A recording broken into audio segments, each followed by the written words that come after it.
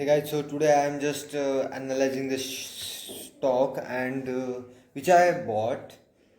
I I bought 30 quantities of Indian Nippon Electronics Limited, which is a company, basically electrical company, and I bought at 980 980 rupees, and this is very bad entry for me because कारण की मी काय केलं होतं.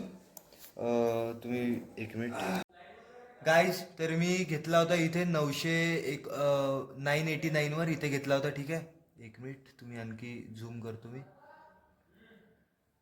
मी घेतला होता या ब्रेकआउटवर. मी म्हटलं की यावरून हा म्हणजे वर चालला जाईल म्हटलं, म्हणजे गेस्ट ट्रेडिंग आता तुम्ही नवीन आहो म्हणजे स्विंग ट्रेड करताय म्हणून इथे घेतला 980वर. कारण की 980वर घेऊन घेतला कारण की हे बघा इथून जे आहे ना ते 980 960 970वर येत होता आणि 1000च्या याच्यावर जात होता, म्हणजे 1000च्या वरच जात होता. आता इथे जे हे आहे इकडे बघू शकता तुम्ही, इथे 1000 जे आहे ना 1000पर्यंत जात होता, म्हणजे 950 940वर येऊन तो 1000च्या वर जात होता.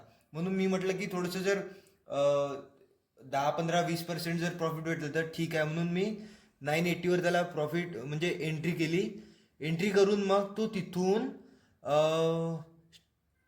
तो पडायला लागला आणि तो आता पोहोचलाय 814वर, म्हणजे 814वर तो आता पोहोचला. आणि नंतरचा मी सपोर्ट बघत आहे त्याचा, तर सपोर्ट आहे त्याचा एक मिनिट, त्याचा सपोर्ट आहे 754, मीन्स 750 ते 770च्या मधातला एक त्याचा सपोर्ट झोन आहे. आता आता माहित नाही, तो मला वाटते तो सपोर्ट हे करू शकते, जाऊ शकते. जर नाही गेला तर नाही गेला, म्हणजे मग मग तो इथे इथे जे आहे इतक्यात एखादी रेजिस्टन्स तो बनवू शकते आणि तिथपर्यंत जाऊ शकते. यामध्ये एक मी मिस्टेक केली की हे जे इंडियन निप्पॉन इलेक्ट्रिकल्स लिमिटेड जे कंपनी आहे ते मी आधी समजलो होतं की ETF आहे. कारण की मला ते एक सजेशन आलं होतं ETF म्हणून काहीतरी, तर मी त्याला ETF म्हणून घेतला आणि नंतर माहीत झालं की ते ETF नाही आहे, तो एक निप्पॉन इंडिया एक इलेक्ट्रिकल कंपनी आहे. आणि ते पण आजच माहीत झालं. मी काहीतरी बघत होतो ChatGPTवर त्याच्याबद्दल निगेटिव्ह पॉझिटिव्ह पॉईंट, आणि जस्ट मला रिअलाइज झालं की अरे यार म्हटलं. मग मी स्क्रीनरवर बघितलं. स्क्रीनरवर बघतो मी कोणता पण स्टॉक घ्यायच्या आधी त्याचे प्रोमोटर्स होल्डिंग, ROE ROC सगळं त्यामध्ये दिसतं, आणि स्क्रीनर पण बढिया आहे. नंतर मग ChatGPTवर जाऊन मी निगेटिव्ह पॉझिटिव्ह पॉईंट्स आणि खूप सगळ्या गोष्टी ChatGPTवरून आणि स्क्रीनरवरून घेतो. आणि नंतर मग जे लास्टवाली जी आपली म्हणजे एक स्टेप असते ते ग्राफ असते, ते ग्राफ आता मी जसं दाखवलं तुम्हाला तसं ते सपोर्ट आणि रेजिस्टन्स मार्क करायचे आणि मग त्यावेळेला एंट्री घ्यायची.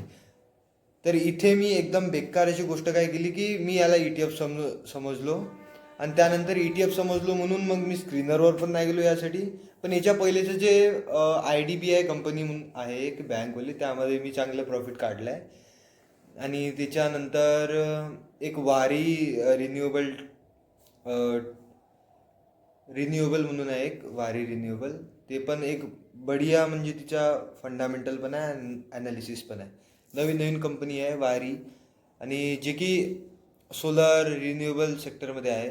एक एनर्जी सेक्टरमध्ये पण आहे, पण तिचा स्टॉक 2800 असा काहीतरी आहे. आणि दोन्ही पण कंपनी एकदम टॉपवर आहे, बढिया आहे. आणि बस असा होता आजचा, जे की मी जस्ट आता चालू केला आहे. म्हणजे माहीत तर आधीपासून आहे, पण कॅपिटल वगैरे आत्ता आली आहे म्हणून थोडं बस शिकत आहे. शिकता ठीक आहे. हे व्हिडिओ बनवण्याचं कारण काय आहे की मला स्वतःला माहीत होते काही गोष्टी माझ्याचकडून. कारण की आता माझे मित्र तर हे नाही आहे, म्हणजे असे इन्व्हेस्टमेंटबद्दल असे काही बोलत नाही, आणि बोलत नाही तर मग मला माहीत असते काही गोष्टी, पण त्या म्हणजे कळत नाही.